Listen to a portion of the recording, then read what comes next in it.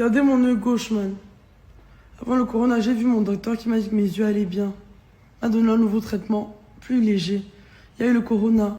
Il n'a pas pu voir si ce traitement fonctionne avec mes yeux ou pas. Aujourd'hui, je demande à ces gens qui ont mes ordonnances, donnez-moi l'ancien traitement, comme ça je peux traiter mes yeux.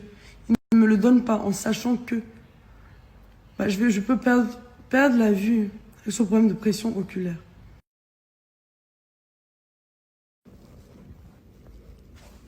Tu as mis mes médicaments où? Hein? Dis-moi un peu. Au départ, vous vous en souvenez, quand j'ai fait ma première analyse de la vidéo, je me suis demandé si cet homme noir n'était pas la personne qui séquestrait effectivement Brenda Bia. Vous vous en souvenez?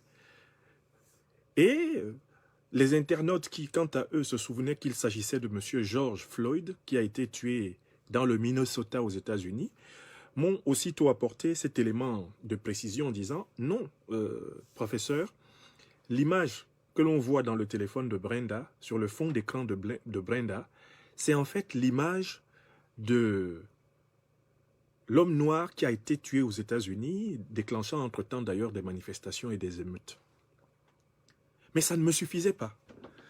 Ça ne me suffisait pas comme explication.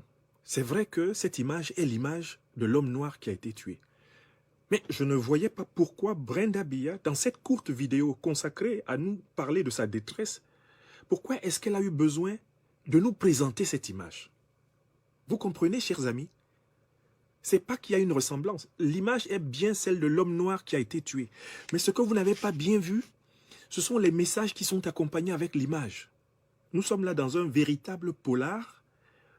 Brenda ne peut pas nous dire certaines choses, mais elle les a dites indirectement à travers l'image de cet homme. Regardons ensemble. J'ai pu faire une capture d'écran de l'image. Voici l'image. J'espère que vous avez tous l'image sur l'écran. Nous allons lire les messages qu'elle écrit. En fait, c'est l'image de cet homme et ça décrit ce que cet homme a dit avant d'être tué. Cet homme noir-là, George Floyd, qui a été tué dans le Minnesota par la police raciste, effectivement, cet homme-là, eh bien, au moment où il mourait, il a dit des phrases, et ce sont ces phrases qui sont copiées. Elles sont copiées sur cette image. Et Brenda nous montre l'image. En fait, elle nous montre l'image avec les phrases.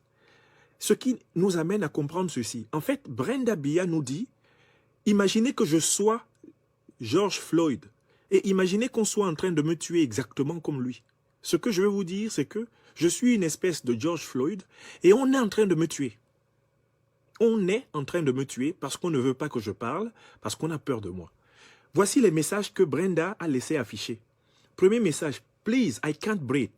Ça veut dire en anglais, « S'il vous plaît, je ne peux plus respirer, j'étouffe ».